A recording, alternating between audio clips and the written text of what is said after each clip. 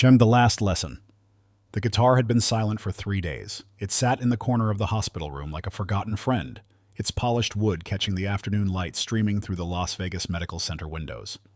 B.B. King lay in the bed nearby, his breathing shallow, but steady, his eyes closed against the pain that had become his constant companion. The doctors had been clear about the timeline. Days, not weeks. Maybe a week if he was lucky. The diabetes that had taken his leg years ago was now taking everything else, shutting down his body one system at a time. But the guitar remained. Lucille number 15, or maybe 16. B.B. had lost count over the decades. Each one had carried the name, the legacy, the responsibility of making music that mattered. This one had been with him for the last 5 years, through his final tours, his last recordings, his goodbye performances when he could no longer stand for an entire show. Now she waited in silence while her master fought his final battle. The young nurse who came in at 2 p.m. didn't notice the guitar at first. Maria Santos was 26 years old, 3 months into her job at the medical center, and still learning how to balance professional distance with human compassion. She'd been assigned to the VIP wing where celebrities and important people came to die with dignity and privacy. She knew who B.B. King was, of course. Her grandfather had played his records during Sunday dinners when she was growing up in East L.A. "That man makes the guitar weep," her abuela would say, closing his eyes as B.B.'s signature vibrato filled their small kitchen. "He doesn't just play music, he speaks truth." But knowing who someone was and caring for them in their final moments were two different things. Mariah had learned to see past the fame, past the accomplishments, to focus on the immediate needs of the human being in front of her. B.B. King was just another patient requiring pain medication, vitals, monitoring, and the quiet dignity that everyone deserved in their final days. She was checking his IV drip when his eyes opened. "How long have you been playing?" he asked, his voice barely above a whisper. Maria looked confused. "Playing what, Mr. King?" "Guitar." He nodded toward her hands. "Your fingertips. Callous just right for steel strings. Plus, you've got that unconscious fingering thing happening while you work. Most people don't notice, but I've been watching guitar players for 70 years. Maria glanced down at her hands, surprised. She did have calluses, and she had been unconsciously pressing her fingers against her thumb while adjusting his IV, mimicking chord positions without realizing it. Just a little," she said. "Nothing serious. I play at church sometimes." "Church music is serious music," B.B. said, attempting a smile that didn't quite reach his eyes. "Gospel taught me everything I know about making people feel something." "How long you been?" "Playing? Since I was 12. My grandfather taught me. Said every Mexican girl should know at least 3 chords and the truth." B.B.'s smile became genuine. "Smart man. What's his name?" "Roberto Santos. He passed last year."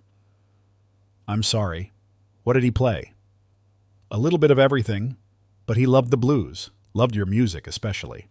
Maria paused, wondering if she should continue. "He always said you made the guitar cry." B.B. was quiet for a long moment, processing this. Then he looked toward the corner where Lucille waited. "Would you mind bringing her over here?" Maria followed his gaze and saw the guitar for the first time. Really saw it.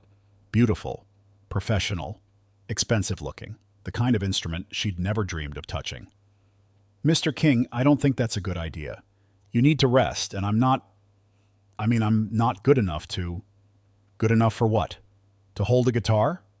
To make some sound come out of it?" B.B.'s voice carried a hint of the strength that had commanded stages for decades. "Bring her here, please." Maria hesitated, then carefully lifted the guitar from its stand. It was heavier than she'd expected, solid and warm to the touch. She placed it gently on B.B.'s bed. "Help me sit up a little," he said. Maria adjusted his bed and pillows until he could lean forward slightly. B.B.'s hands, gnarled with arthritis but still knowing, found their familiar positions on Lucille's neck and body. He played a single note. The sound filled the hospital room like sunlight, rich and pure, and somehow alive. Maria felt tears start in her eyes before she understood why. "Every guitar has its own voice," B.B. said, letting the note fade into silence. "This one and I have been talking to each other for 5 years now. She knows my secrets." He played another note. This one bent upward with that signature vibrato that had influenced generations of musicians. "The thing about music," B.B. continued, his voice growing stronger, his hands found their purpose, "is that it's the only truly honest language we have. You can lie with words, lie with your face, lie with your actions. But you can't lie with music, not real music. It comes from too deep a place." Maria found herself pulling a chair closer to the bed, drawn by something she couldn't name. Your grandfather understood that, Bibi said, playing a simple chord progression. Gospel, blues, mariachi, whatever he played. If he played it true, he was speaking the same language I speak, the language of human experience. He said music was prayer, Maria said softly. He was right.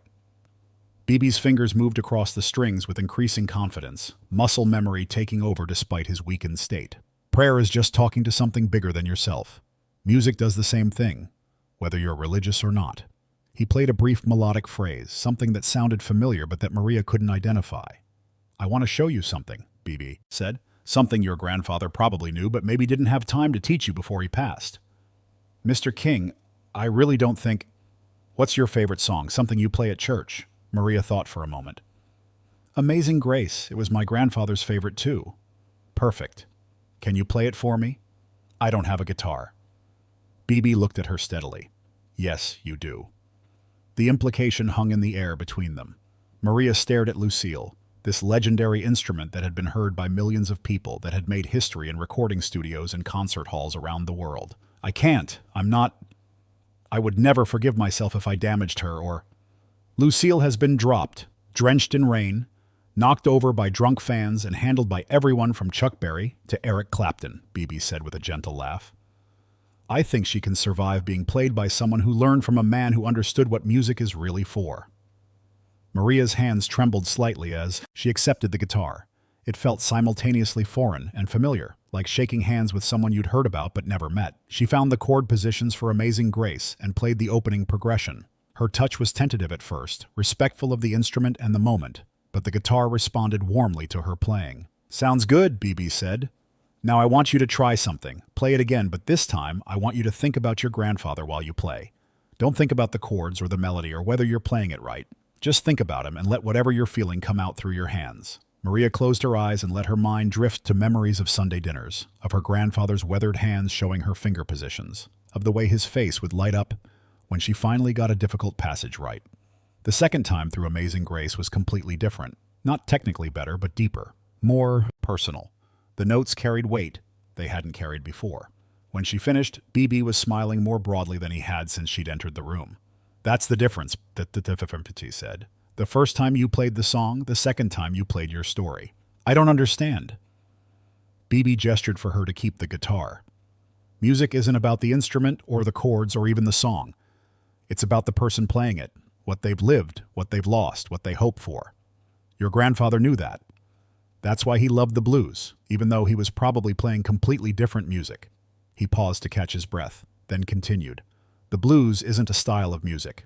It's a way of being honest about life, about the fact that everything beautiful comes with pain attached, that love and loss are the same feeling experienced at different times, that hope and heartbreak can exist in the same moment. Maria strummed the guitar softly, letting Bibi's words sink in. Your grandfather taught you to play Amazing Grace, right? Why that song? He said it was the perfect song about being lost and then found. Exactly. That's everyone's story in one way or another. We're all lost until music finds us, or love finds us, or purpose finds us, and then we're found, at least for a while, until we get lost again. Bibi reached over and adjusted Maria's hand position slightly. The guitar is just the messenger, he continued. The message is whatever you need to say. Could be joy, could be sadness, could be anger or love or fear. Doesn't matter what it is, as long as it's true. How do you know if it's true? You feel it in your chest before you hear it in your ears. When you play something that's really true, it hits you physically, like recognition, like coming home. Bibi demonstrated this with a simple melodic phrase that made Maria's chest tighten, with something that felt like nostalgia and hope mixed together. Try it, he said. Play me. Something that's true for you right now. Don't think about it. Just let your hands find whatever wants to come out. Maria hesitated, then began playing. She didn't have a specific song in mind, just let her fingers find chord progressions that felt right. What emerged was something between a lullaby and a prayer. Simple, but heartfelt. As she played, she found herself thinking about her grandfather, about B.B. King lying in this hospital bed, about all the music that had been created and lost and created again throughout human history, about the strange privilege of being trusted with someone else's story in their final moments. When she stopped playing, B.B. was looking at her with something like pride. That was true, he said simply. I don't know what it was about, but it was true. You felt it, didn't you? Maria nodded, surprised by how emotionally affecting the simple exercise had been. "That's the secret your grandfather wanted you to know," Bibi said. "That music isn't about being good enough or impressive enough or professional enough. It's about being brave enough to tell the truth, even when the truth is complicated or painful or doesn't fit into easy categories." He took the guitar back and played another brief passage, his fingers more confident now despite his physical weakness. "I've been playing guitar for 70 years, he said, recorded dozens of albums, played for millions of people, influenced God knows how many other musicians. But you know what I'm proudest of? The times when I managed to help someone feel less alone. The times when my music connected with someone who needed to hear that their pain wasn't unique, that their joy was worth celebrating, that their story mattered." Maria found herself leaning closer, not wanting to miss any of what Bibi was sharing. "Music is immortal," he continued. "Not because the recordings last forever, but because the truth it carries gets passed from one person to another. Your grandfather learned something true from my records, then taught it to you. Someday you'll teach it to someone else, maybe without even knowing you're doing it. What if I'm not good enough? What if I can't?" "You already are," Bibi interrupted gently. "You just played me something beautiful and true. Not technically perfect, but perfect in the way that matters. The technique you can learn. The truth you already have." He handed the guitar back to her. "I want you to keep practicing. Not because you need to become a professional musician, but because the world needs people who understand what music really is, especially right now, when everything feels fake and manufactured and designed to sell something." "Mr. King, I can't possibly." "I'm not giving you the guitar," Bibi said with a weak laugh. "Though if I could, I would. I'm giving you permission. Permission to trust what you feel when you play. Permission to be imperfect as long as you're honest. Permission to carry forward whatever your grandfather started teaching you." Maria held the guitar carefully, understanding that she was holding more than just wood and strings. "Will you play me one more song?" Bibi asked. "Something your grandfather taught you, something that meant something to both of you." Maria thought for a moment, then began playing Cielito Lindo, a traditional Mexican song her grandfather had taught her when she was first learning. As she played, she could almost hear his voice joining hers, could almost feel his presence in the small hospital room. Bibi listened with his eyes closed, a peaceful expression on his face. When she finished, he was quiet for a long moment. "Beautiful," he said finally. "Your grandfather is still teaching through you. That's how music stays alive." They sat in comfortable silence for a while, the weight of the conversation settling around them. Finally, Bibi spoke again. "Can I tell you a secret?" Maria nodded. "I'm not afraid of dying," he said, "but I was afraid. But that the music would die with me. All the conversations I've had with Lucille over the years, all the truth we've managed to pull out of thin air and turn into sound. I was afraid it would just end." He looked at Maria holding his guitar. "But it won't. Because music isn't really about the person playing it. It's about the thing that moves through them. The thing they're brave enough to let out. And that thing is bigger than any one person. It's bigger than death." Maria felt the profound responsibility of what Bibi was sharing with her. Not just musical knowledge, but something deeper. A philosophy, a way of understanding the role of art in human experience. "Your grandfather knew that," Bibi continued. "That's why he taught you, even though you were just a little girl playing in his kitchen. He knew he was passing along something important, something that would outlive him." Bibi's eyes grew heavy, the effort of the extended conversation taking its toll. But his voice remained clear. "Promise me something," he said. "What?" "Promise me you'll keep playing. Not for me, not for your grandfather, but for everyone who needs to hear what you have to say. Everyone who needs to know they're not alone." Maria felt tears running down her face. "I promise. And promise me you'll teach someone else when the time comes. Pass it forward." "I promise that too." Bibi smiled and closed his eyes. "Good. Then the music doesn't die. It just continues." Maria carefully placed Lucille back in her stand and adjusted Bibi's blankets. He was already drifting towards sleep, his breathing becoming slower and more regular. As she prepared to leave the room, Bibi spoke one more time without opening his eyes. "The guitar remembers everything," he said softly. "Every song it's ever played. Every person who's ever held it. That's the real magic. We don't just make music.